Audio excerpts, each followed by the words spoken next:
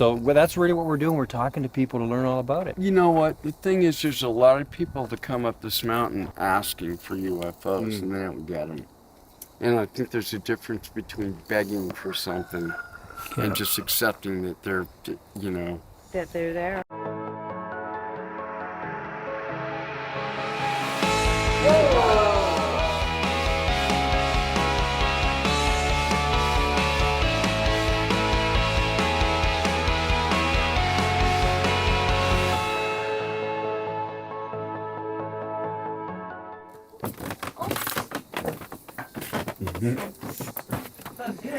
Yeah. And that's where we went, and we went right when you told us to, and we had everything happen last night.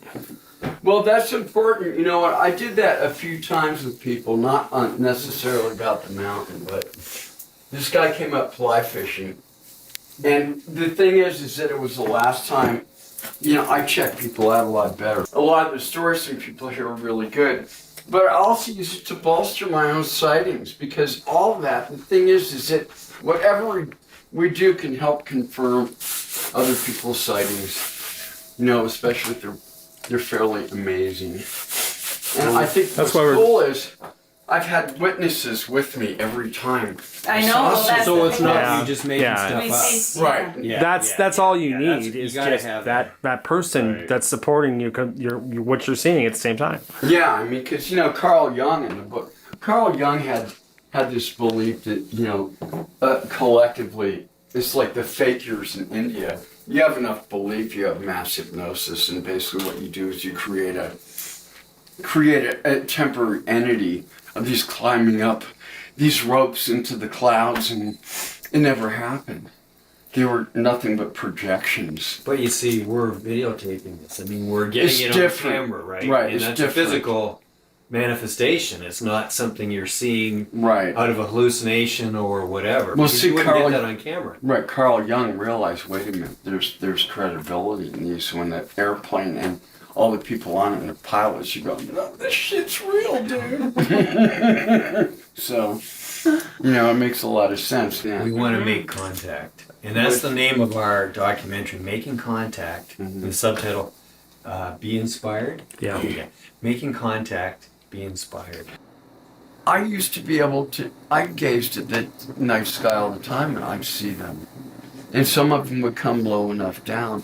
And it was the cigar-shaped ones where the cigar would be vertical with a row of lights around them that would flash. And they would hang out and we'd hold dialogues, but on a nonverbal level. And here, or where you lived previously? No, when I was a kid. I think that UFOs and all this stuff is nothing, again, it's nothing more than a teaser to get people to start looking at something much more profound than themselves. And I think people are looking for that anyway. I really believe that people are trying to commune with your source, you know, whatever you want to call it, universal mind, you know, truth. Yeah. The indescribable yeehaw, you know.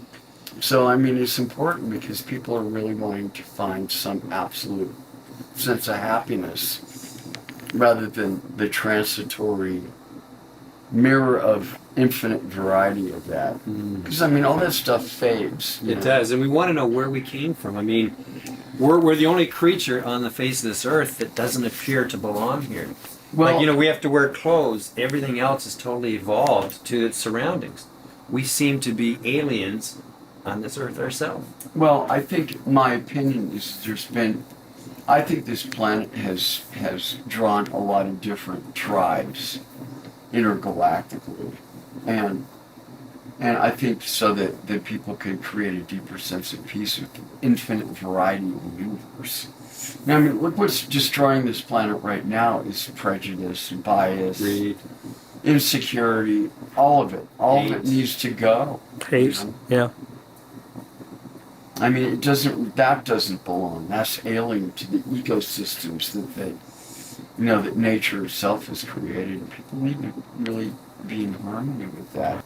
To realize that their opinion and the reflection they get in their world is basically a reflection of themselves, and that's where we need to start working, you know.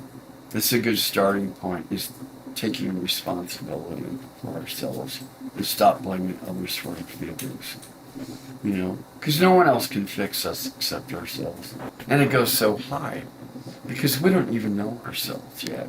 You know how transcendental we are, how infinite we are. And I think that's what people are searching for. And I think the more that we understand it within ourselves, the more that all of these beings will appear to people because they've always been here. You know, they're reflections of us too. You know, and I think if they reflect any kind of aggression, that's a mirror of our own aggression that we're still attached to, or fear. You know, I mean, why would anybody in the universe want to go and dominate another planet? I know. You know, wouldn't you do it before that species became evolved enough to detonate, you know, neutron bombs? They've got the whole rest of the universe they could go. They don't need to. Right, they don't need to go dominate unless they're that profoundly insecure that they need to lord over somebody as slaves. Mwah.